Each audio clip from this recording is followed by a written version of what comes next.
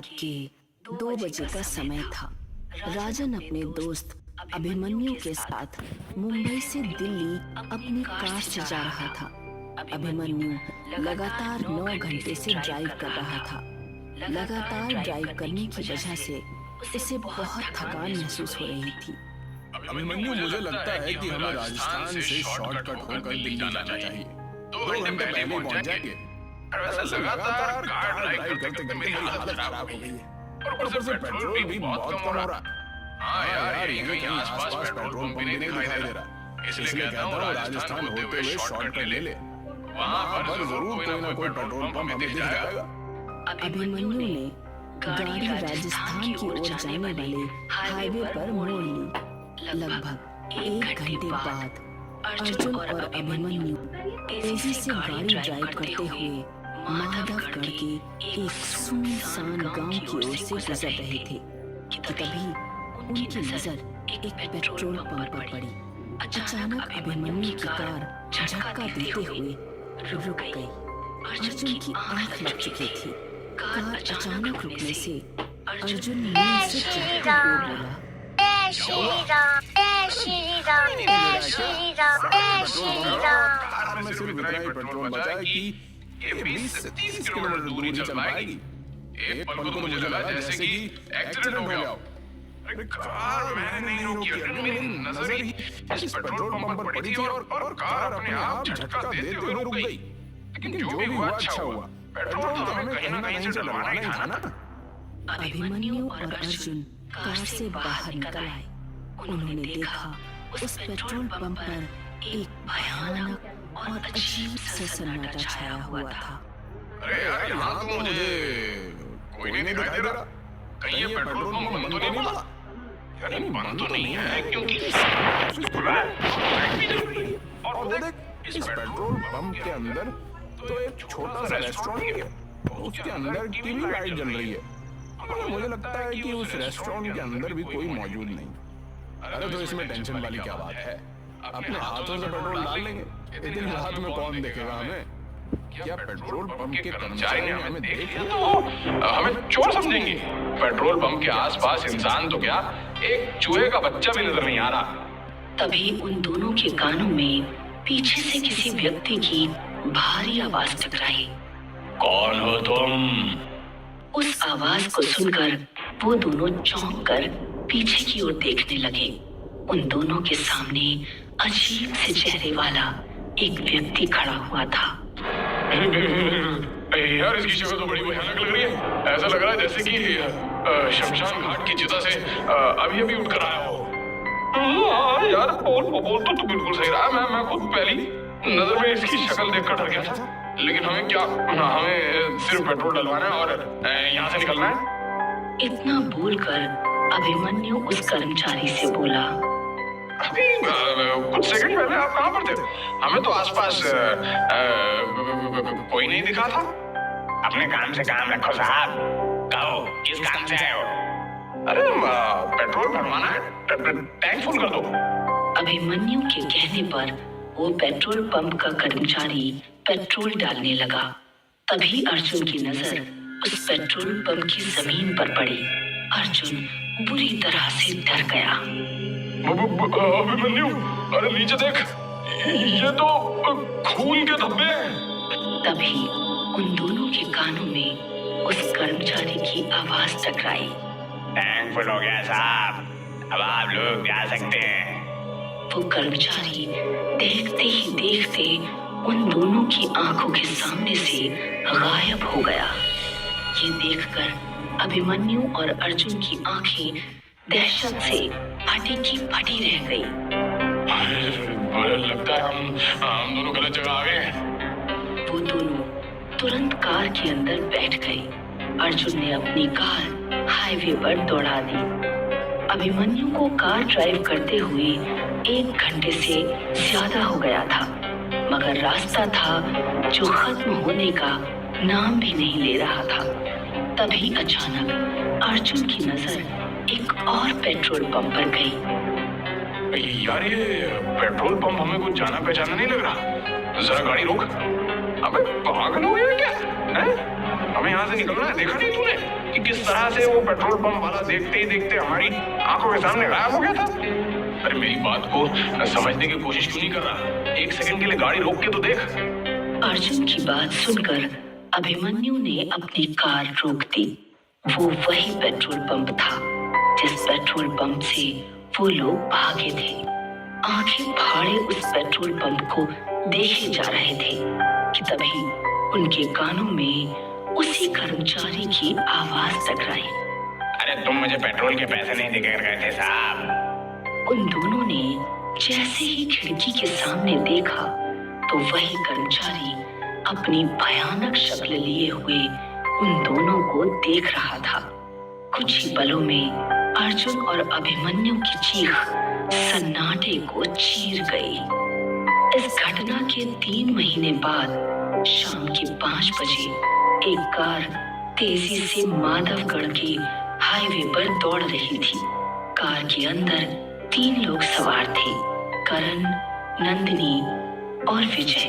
वो तीनों पुलिस वाले थे जो 3 महीने पहले लापता हुए अर्जुन और अभिमन्यु की जांच कर रहे थे। कार विजय ड्राइव कर रहा था और विजय को ड्राइव करते हुए काफी देर हो गई थी। यार, पीछे हम पिछले 6 घंटे से इस हाईवे पर अपनी कार को दौड़ा रहे, मगर यहाँ तो सन्नाटे और वीराने के अलावा कुछ भी नहीं है। अरे मेरी भी कुछ समझ नहीं आ रही है, आखिर ये अर्जुन और अभिमन्यु रात के इस वक्त इस सुनसान इलाके में कर क्या रही थी? उनके मोबाइल की आखिरी लोकेशन इसी जगह के आसपास की है यार।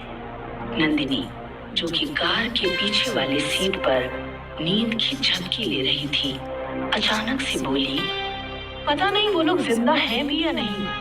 अरे कमोन नंदिनी, ऐसे नहीं बोलते। अभिमन्यु और अर्जुन जैसे भी थे, वो हमारे दोस्त थे। हाँ, 1 नंबर के रिश्वतखोर। अरे लोग मुझे आकर शिकायत करते थे उनके बारे में। तो तुम क्या चाहती हो? अगर वो दोनों रिश्वत लेते थे तो क्या उनकी छानबीन नहीं की जाए कि आखिर वो कहाँ लापता हो गए? क्या विजय ठीक कह रहा है नंदिनी? डिपार्टमेंट में हर दूसरा आदमी रिश्वत लेता है और हर कोई तुम्हारे जैसा ईमानदार नहीं होता। तभी कार बुरी तरह से झटका देती हुई अचानक रुक गई। विजय को ऐसा महसूस हुआ जैसे कि कार किसी अदृश्य वाहन या किसी दीवार से टकराई हो। विजय का शरीर पसीने से नहा उठा। करण और नंदिनी भी बुरी तरह से घबरा गए। क्या हुआ? कार किससे टकराई? नहीं नंदिनी, कार अचानक झटका देते हुए रुक गई। तभी करण की नजर एक पेट्रोल पंप पर पड़ी। यार वो देखो, सामने पेट्रोल पंप है। क्यों ना हम उस पेट्रोल पंप पर जाकर पूछताछ करें? करण सही कह रहा है विजय। कार पेट्रोल पंप के ठीक सामने रुकी थी। विजय, करण और नंदिनी कार से उतर गए और उस पेट्रोल पंप के अंदर चले गए। पेट्रोल पंप पर कुछ लोग मौजूद थे। वो तीनों पेट्रोल पंप के अंदर बने हुए एक रेस्टोरेंट के अंदर घुस गए। रेस्टोरेंट के अंदर कुर्सियां मौजूद ना होकर चारपाइयां मौजूद थी, जहां पर कुछ गांव के लोग बैठे हुए भोजन कर रहे थे कि तभी विजय नंदिनी से बोला, मैं अभी आता हूँ। मैं भी तेरे साथ चलता हूँ यार, थोड़ा हाथ मुंह भी धो लूंगा। नंदिनी वहां पर अकेली थी और वहां मौजूद लोगों को देख रही थी। नंदिनी एक पुलिस वाली थी। तभी नंदिनी के सामने एक अजीब सा दिखने वाला व्यक्ति आकर खड़ा हो गया। खाने में क्या लेंगी आप? फिलहाल तो मुझे 1 कप चाय की जरूरत है। 1 कप चाय ले आओ। कुछ देर बाद वो लड़का नंदिनी को चाय देकर चला गया। उसने देखा कि कप के अंदर किसी इंसान की कटी हुई उंगली थी। नंदिनी चीखती हुई उस रेस्टोरेंट से निकलकर भागने लगी। अरे क्या हुआ नंदिनी, तुम इतनी घबराई हुई क्यों हो? और ये तुम्हारे माथे पे पसीना कैसा? ये पेट्रोल पंप अजीब सा है करण। इतना कहकर नंदिनी एक ही सांस में सारी घटना उन दोनों को बताने लगी। नंदिनी की बात सुनकर वो दोनों नंदिनी को बहुत गौर से देखने लगे। अरे लगता है तुम्हारे ऊपर थकान हावी हो गई है। करण और विजय ने जब अंदर जाकर देखा, तभी रेस्टोरेंट के अंदर मौजूद लोग एक साथ भयानक हो गए। देखते जाओ, अपनी जान बचाकर भागो यहाँ से। करण और नंदिनी फुर्ती से वहां से निकल गए, मगर विजय नहीं निकल सका। विजय की दर्दनाक चीख सन्नाटे को चीर गई। हमें जल्दी से अपनी कार में बैठना होगा। अरे कार में कैसे बैठेगी नंदिनी? कार कहीं आसपास नजर ही नहीं आ रही है। क्या मतलब नजर नहीं आ रही है? यहीं तो खड़ी थी, कहाँ गई? अरे हम दोनों को अब बातें करने में अपना वक्त बर्बाद नहीं करना चाहिए। जितनी तेज भाग सकते हो मेरा हाथ पकड़कर भागो। वो दोनों उस पेट्रोल पंप से दूर भागने लगे। वो दोनों बहुत देर तक हाईवे पर दौड़ते रहे। उन दोनों की सांस फूलने लगी। तभी नंदिनी चीखती हुई करण से बोली, हम तो उसी जगह वापस आ गए करण। ध्यान से देखो, हम दोनों ने यहीं से तो भागना शुरू किया था। वो सामने पेट्रोल पंप है। करण की सांसें हलक में अटक कर रह गई। वो ठीक उसी पेट्रोल पंप के सामने ही थे। तभी उन दोनों के कानों में विजय की आवाज टकराई। अरे तुम दोनों मुझे जय श्री राम, जय श्री राम। उन दोनों को देख रहा था। तुम दोनों को मुझे भी साथ लेकर चलना पड़ेगा। तभी उन दोनों के कानों में अर्जुन और अभिमन्यु की आवाज टकराई। विजय सही कह रहा है। तुम दोनों विजय को रेस्टोरेंट में अकेला छोड़कर भाग गए। करण और नंदिनी ने देखा तो उनके सामने अभिमन्यु और अर्जुन भी अपनी भयानक शक्ल लिए हुए खड़े थे। अचानक अभिमन्यु ने करण की गर्दन उसके धड़ से अलग कर दी और उसका सर नंदिनी के पास फेंक दिया। नंदिनी चीखती हुई अपने शरीर की पूरी ताकत लगाकर दोबारा भागने लगी। उसकी सांस फूल रही थी, मगर उसने अपने कदम नहीं रोके। कौन हो तुम? नंदिनी ने एक ही सांस में कांपते हुए सारी घटना उस बूढ़ी स्त्री को बता दी। अब तुम यहाँ से नहीं जा सकती बेटी। क्या मतलब मैं यहाँ से नहीं जा सकती? बड़ी बेवकूफ लड़की हो। तुम तीनों उसी वक्त मर चुके थे जिस वक्त तुम्हारी कार झटका देते हुए रुकी थी। वो कार रुकी नहीं थी, बल्कि उस कार का एक्सीडेंट हुआ था। क्या बकवास कर रही हो तुम? कार का एक्सीडेंट कैसे हो सकता है? बूढ़ी स्त्री नंदिनी का हाथ पकड़कर वो एक कार के पास ले आई। गौर से देख इस कार को लड़की, ये किसकी कार है? नंदिनी उस कार को फटी फटी आंखों से देखने लगी। वो कार उसी की थी। उसने देखा उसकी विजय और करण की लाशें पड़ी हुई थी। तुम तीनों की मौत यही हो गई थी। इस पेट्रोल पंप को देख रही हो? ये हॉन्टेड पेट्रोल पंप है, भूतिया पेट्रोल पंप। इस पेट्रोल पंप पर जो भी आता है हमेशा यहीं पर कैद होकर रह जाता है, और यहाँ जो भी वाहन आते हैं अदृश्य हो जाते हैं। तुम्हारी कार किसी एक अदृश्य वाहन से टकराई थी।